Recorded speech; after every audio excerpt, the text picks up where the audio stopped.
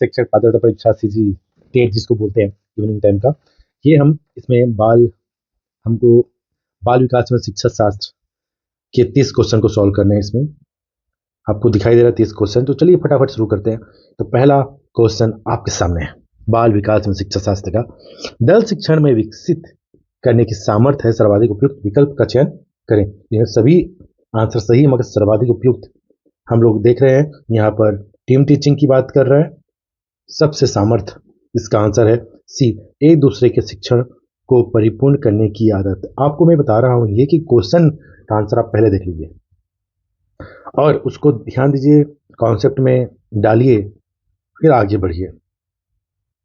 तो इसका एक दूसरे के शिक्षण को परिपूर्ण करने की आदत, the habit of supplementation, the teaching of each other. जी हाँ, एक दूसरे के शिक्षण को परिपूर्ण करने की आदत, ये है टीम टीचिंग। नेक्स्ट देखते हैं, विद्यार्थी कक्षा कक्ष में स्वतंत्र पूर्वक अंतःक्रिया करेंगे यदि, इसका आंसर है प्रजातांत्रिक वातावरण हो, लोकतांत्रिक वातावरण हो, तभी वह स्वतंत्रता पूर्वक अंतःक्रिया करेंगे। आपस में तालमेल उनका अच्छा होगा, आपस में कम्युनिकेशन इतना अच्छे से करेंगे। ठीक है, नेक्स्ट देखते हैं, कार्य को आरंभ करने, जारी रखने और नियमित करने की प्रक्रिया को हम कहते हैं अभिप्रेरणा, मोटिवेशन।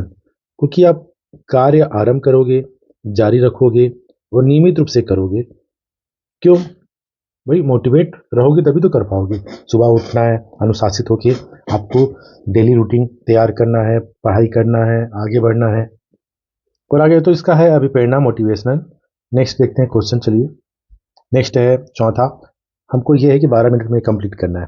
आंतरिक कक्षा कक्ष कारक जो अधिगम को प्रभावित करता है, इसका आंसर होगा, तो इसका कारण जो होगा डी आंसर इसका है उपरोक्त सभी। जो इंटरनल क्लास रूम फैक्टर है, रुचि, अभिप्रेरणा, मानसिक थकान, ये सभी आएंगे इसमें, तो इसका आंसर डी होगा। देखते हैं, बाल्यावस्था में सृजनात्मकता की अभिव्यक्ति किस स्वरूप में किया जा सकता है, तो इसका आंसर है उपरोक्त सभी, नाटकीय खेल, रचनात्मक खेल, हास्य। आप बाल्यावस्था में सृजनात्मकता की अभिव्यक्ति किस स्वरूप में किया जा सकता है, तो उपरोक्त सभी इसका आंसर होगा। नेक्स्ट देखते हैं, बुद्धि की द्वितत्व सिद्धांत के अनुसार व्यक्ति की बुद्धि का विशिष्ट तत्व अर्थात एस तत्व क्या है, एस फैक्टर जिसको बोलते हैं, तो इसका एस तत्व होता है अर्जित किया जा सकता है, अर्जित किया जा सकता है, इसका आंसर होगा। नेक्स्ट देखते हैं बुद्धि द्वितत्व सिद्धांत के अनुसार, तो इसका हम लोग देख लेते हैं बुद्धि द्वितत्व सिद्धांत क्या है।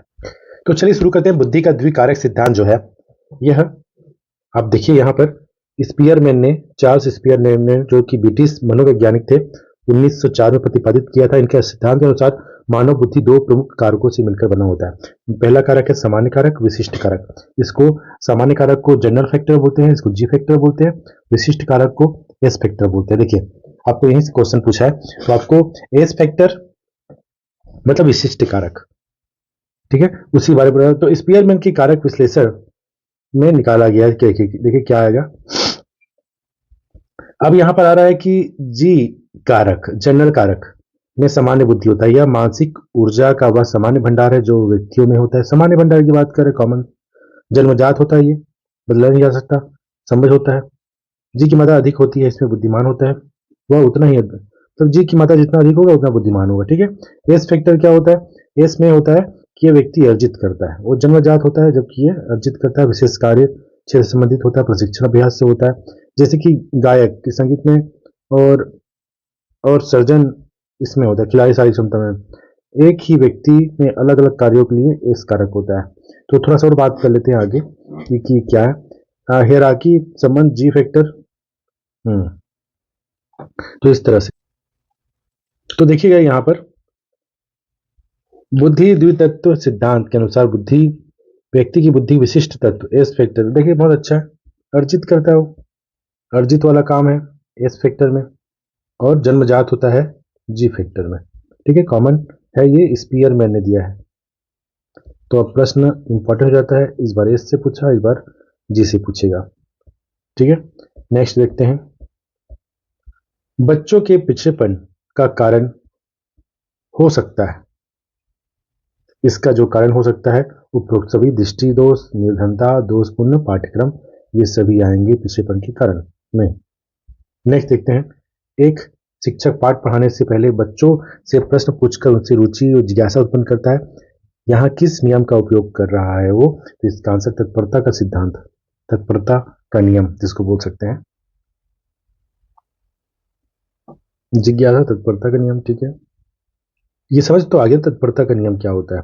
तो चलिए थोड़ा सा इसको डिफाइन कर लेते हैं। तो चलिए डिफाइन, तत्परता का जो नियम होता है, यह सीखना तभी प्रभावी होता है जब सीखने वाला व्यक्ति उस कार्य के लिए मानसिक और शारीरिक रूप से तैयार होता है। ठीक है, ये तत्परता की बात कर रहा है। इसमें नियम के मतलब होता है शारीरिक तैयारी, इच्छा शक्ति। उदाहरण, एक छात्र तभी गणित के कठिन सवाल को हल कर पाएगा जब उसका मानसिक रूप से तैयार हो, उसे हल करने की इच्छा रखता हो। अगर कोई बच्चा खेलने के लिए तैयार नहीं है, उससे जबरदस्ती खेलने के लिए कहने से वह ठीक से खेल नहीं पाएगा और निराश हो जाएगा। तो ये है तत्परता का नियम। अब नेक्स्ट क्वेश्चन देखते हैं, चित्र पूर्णता परीक्षा एवं को ब्लॉक डिजाइन परीक्षा बालक के जानने के लिए उपयोग किया जाता है। इसका आंसर सी है, बुद्धि। चित्र पूर्णता परीक्षा या को ब्लॉक डिजाइन परीक्षा। चलिए को ब्लॉक डिजाइन परीक्षा को समझते हैं। देखिए, को ब्लॉक डिजाइन परीक्षा एक प्रकार का मनोवैज्ञानिक प्रदर्शन परीक्षा होता है जिसे बुद्धि मापने के लिए बनाया जाता है। ठीक है, बुद्धि मापने के लिए बनाया जाता है, जिसमें व्यक्ति मतलब ब्लॉक का उपयोग किया जाता है, पैटर्न का उपयोग किया जाता है, इस तरह से होता है ये। और परीक्षा कैसे काम करता है, सामग्री, ठीक है, कार्य, टास्क, मूल्यांकन, इस तरह से। तो बुद्धि मापन है व्यक्तिगत को ब्लॉक डिजाइन। हम इसको थोड़ा डिफाइन, जैसे कि यहाँ पर को ब्लॉक डिजाइन टेस्ट हो रहा है, इसमें पजल दिया जा रहा है उसको जमाने का। तो ये मानसिक परीक्षण की, तो ठीक है, इसका आंसर तो पता चल गया होगा, सी इसका आंसर है, बुद्धि का, बुद्धि मापन की इकाई। चलिए नेक्स्ट देखते हैं, वह योग्यता जिसके द्वारा नए संबंधों का ज्ञान होता है, उसकी उत्पत्ति में चिंतन के परंपरागत प्रतिमानों से हटकर असाधारण विचार उत्पन्न होते हैं, तो उसे क्या कहा जाता है? तो इसका आंसर सृजनात्मकता की बात कर रहा है, क्रिएटिविटी की बात करता है ना। ये है असाधारण विचार, सृजनात्मकता। ठीक है, नेक्स्ट क्वेश्चन देखते हैं, प्रकृति एवं पोषण संकेत करते हैं। इसका आंसर होगा डी, प्रकृति का संकेत कर रहा है, वंशानुक्रम हो गया और वातावरण हो गया, बाकी की चरित्र हो गया, आंतरिक वातावरण हो गया, बाहर बात, तो ये वंशानुक्रम आएगा इसका आंसर। स्मृति के स्तर पर प्राप्त तत्वों एवं सूचनाओं के आधार पर नवीन नियम सिद्धांतों को विकसित करना कहलाता है। इसका आंसर है सामान्यीकरण, सामान्यीकरण इसका आंसर कहलाएगा। ठीक है, सामान्यीकरण। नेक्स्ट है, एक बच्चा SAW एवं बाज एंड न्यूक्लियर संबंधी हेतु पीड़ित है। तो इसमें हम लोग पढ़ चुके थे, ये लेखन शैली वाला जो था, है ना। तो डिसलेक्सिया कहते हैं इसको, डिसलेसिया। ठीक है, डिसलेसिया इसका आंसर होगा ए आंसर। नेक्स्ट देखते हैं, यदि कोई विद्यार्थी प्रश्न पत्र के किसी प्रश्न के संबंध में पूछताछ करना चाहता है, तब क्या कहलाएगा? तो इसका आंसर सी होगा, आप उसे तब तक प्रतीक्षा करने की सलाह देंगे जब तक वह त्रुटि सुधार निर्धारित ना हो जाए। तो इसका आंसर होगा सी। ठीक है, 14 का सी होगा आंसर। नेक्स्ट क्वेश्चन देखते हैं, किसी विद्यार्थी के अवांछित व्यवहार को सुधारने के लिए सर्वाधिक प्रभावी विधि है। इसका आंसर होगा सी। सी इसका अवांछित प्रकार के कारकों का पता लगाकर ठीक करना, इसका आंसर होगा। ठीक है, सी आंसर होगा इसका। नेक्स्ट क्वेश्चन देखते हैं, प्रोजेक्ट विधि से संबंधित कौन सा कथन सही है? प्रोजेक्ट विधि से संबंध में कौन सा कथन सही है? तो उपरोक्त सभी आएगा इसका आंसर। अनुभव द्वारा, शिक्षक, सुविधा दाता, समस्या समाधान, तो इसका आंसर होगा। नेक्स्ट क्वेश्चन देखते हैं, निम्नलिखित में से खुली पुस्तक परीक्षा प्रणाली का सर्वाधिक महत्वपूर्ण लक्षण है। इसका आंसर डी होगा। डी होगा, यह विद्यार्थियों को सोचने के लिए बाध्य करता है, यह विद्यार्थियों को सोचने के लिए बाध्य करता है। नेक्स्ट क्वेश्चन देखते हैं,